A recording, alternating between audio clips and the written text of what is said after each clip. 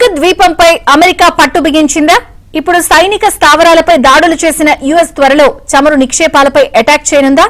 కర్గ్పై దాడితో Hormuz కి Iran clearance ఇస్తుందా? చిన్న ద్వీపంతో ఇరాన్ కొచ్చే ఆదాయం ఎంత?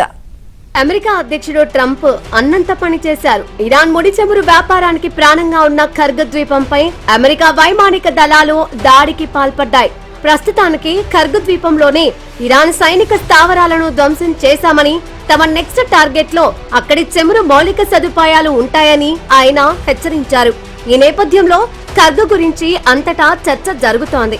మరోవైపు కర్గ్ ద్వీపానికి ఎలాంటి నష్టం వాటిల్లలేదని ఇరాన్ కు చెందిన మీడియా సంస్థలు చెబుతున్నాయి. కర్గ్ ద్వీపం ఇరాన్ నైరుతి సముద్ర తీరానికి 26 కిలోమీటర్ల దూరంలో ఉంది. కీలకమైన హార్ముజ్ జలసంధికి వాయువ్య దిశలో దాదాపు 483 కిలోమీటర్ల దూరంలో ఈ ఐలాండ్ ఉంది. ఈ ద్వీపం చుట్టూ సహజ సిద్ధంగానే చాలా లోతు వరకు సముద్ర జలాలు ఉన్నాయి. దీంతో ఆయిల్ ట్యాంకర్లు, నౌకల పార్కింగ్ కోసం కర్గ్ ద్వీపం చుట్టూ పెద్ద సంఖ్యలో టెర్మినళ్లను ఇరాన్ నిర్మించింది. 2016 ఇరాన్ అధికారిక జనాభా లెక్కల ప్రకారం సుమారు 8,000 మంది ప్రజలు ఇక్కడ నివసిస్తున్నట్లు సమాచారం. ఈ ద్వీపానికి 250 మంది ఐఆర్జీసీ దళాలు, 250 మంది ఏడీపీ దళాలు, 500 మంది మిలిటరీ సిబ్బంది పహారా కాస్తున్నట్లు సమాచారం. ప్రత్యేకించి ఇక్కడ పెద్ద సంఖ్యలో ఇరాన్ సైనిక స్థావరాలు ఉన్నాయి.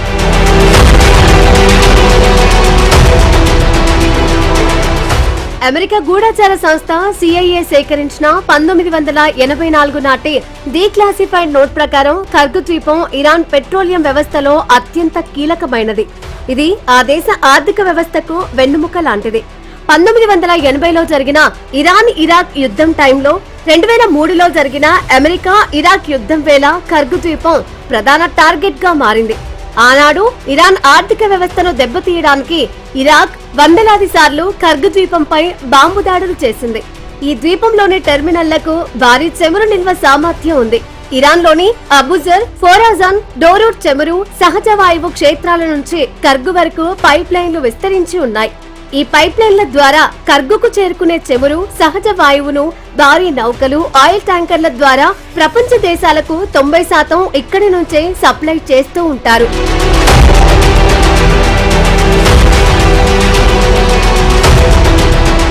ఇరాన్ ప్రభుత్వం కర్గులోని చమురు టెర్మినల్ నిల్వ సామర్థ్యాన్ని 2 మిలియన్ బ్యారెళ్లకు విస్తరించిందని 2025లో నివేదికలు వచ్చాయి.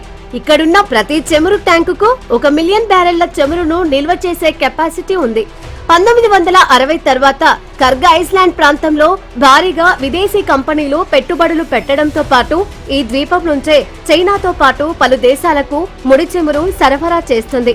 ప్రతి ఏడాది కర్గ్ ద్వీపం నుంచి సుమారు 7.5 లక్షల కోట్ల వ్యాపారం జరుగుతుంది. ఈ ద్వీపం ఇరాన్ ప్రభుత్వానికి, సైన్యానికి నిధులు సమకూర్చడంలో కీలక పాత్ర పోషిస్తోంది.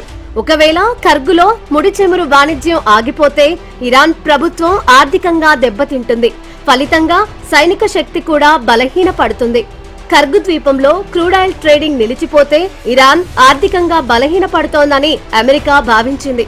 అందులో భాగంగా కర్గ్ ద్వీపానికి 130 కిలోమీటర్ల దూరంలో ఉన్న కువైట్ లోని అమెరికా ఎయిర్ బేస్ నుంచి B-2 బాంబర్లతో పాటు అపాచీ హెలికాప్టర్ల ద్వారా యుఎస్ ఆర్మీని తరలించింది. రాత్రి సమయంలో ఉన్నపలంగా ఇరాన్ వైమానిక స్థావరంపై అమెరికా దళాలు దాడి చేశాయి. హార్ముజ్ జలసంధి ద్వారా అమెరికాపై ఒత్తిడిని పెంచేందుకు ఇరాన్ యత్నిస్తోంది. దీనికి ప్రతిగా కర్గుపై దాడులతో ఇరాన్ పై ఒత్తిడి పెంచేందుకు అమెరికా ప్రయత్నిస్తోందని అంతర్జాతీయ మీడియా చెబుతోంది.